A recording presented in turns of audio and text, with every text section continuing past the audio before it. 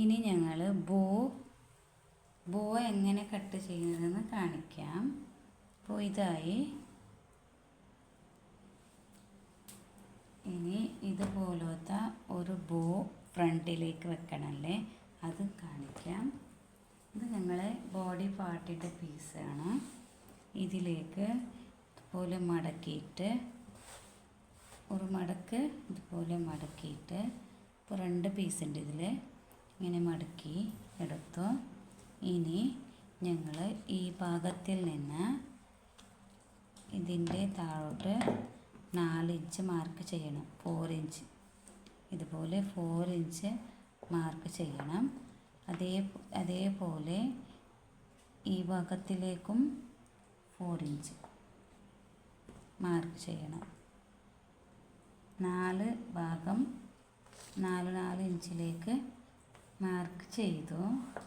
ഇനി ഞങ്ങൾ കട്ട് ചെയ്യാം. ഇതിന് ഇതുപോലെ കട്ട് ചെയ്യാം.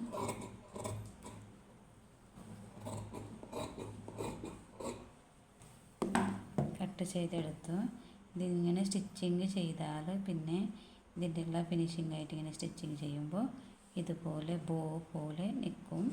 സ്റ്റിച്ചിങ് എല്ലാം ചെയ്യാം, പിന്നെ നോക്കാം. ഇനി ഇതിലേക്ക് ഇതിങ്ങനെ ബോ ചെയ്തിങ്ങനെ ബോ പോലെ ഇങ്ങനെ ചെയ്ത് ഇതിലേക്ക് ഇങ്ങനെ കെട്ടാൻ വേണ്ടിയിട്ട് നമ്മൾ ഇതിൻ്റെ പീസ് എടുക്കാം. ഈ പീസ് എടുക്കാം. അത് നന്നായി കാണും.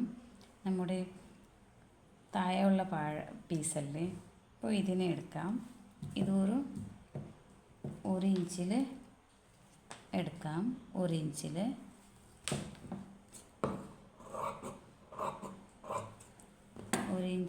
എടുത്തു. 3 ഇഞ്ച് ഇതിൻ്റെ എക്സ്ട്രാ എടുത്തു. ഇതിനിങ്ങനെ സ്റ്റിച്ചിങ് ചെയ്ത് ഇതിലേക്ക് വെച്ചിട്ട് സ്റ്റിച്ചിങ് ചെയ്ത് എങ്ങനെ ചെയ്യണമെന്ന് ഞാൻ നാളത്തെ ക്ലാസ്സിൽ കാണിച്ചു തരാം. ഓക്കെ, ഇന്നത്തെ ക്ലാസ് ഇത്രയായി.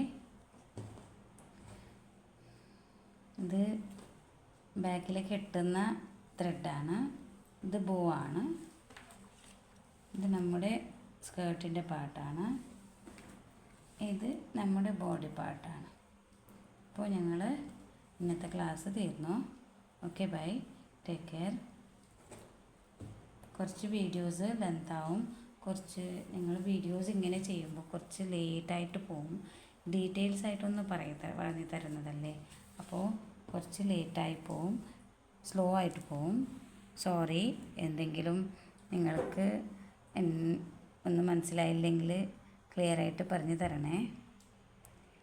എനിക്ക് നിങ്ങളുടെ ഗ്രൂപ്പിൽ ക്ലിയറായിട്ട് പറഞ്ഞു തരണം. ഞാനതിൻ്റെ ഡീറ്റെയിൽസ് ആയിട്ട് നിങ്ങൾക്ക് എന്തെങ്കിലും ഡൗട്ട്സ് ഉണ്ടെങ്കിൽ റിപ്ലൈ ആയിട്ട് അയച്ചു തരാം.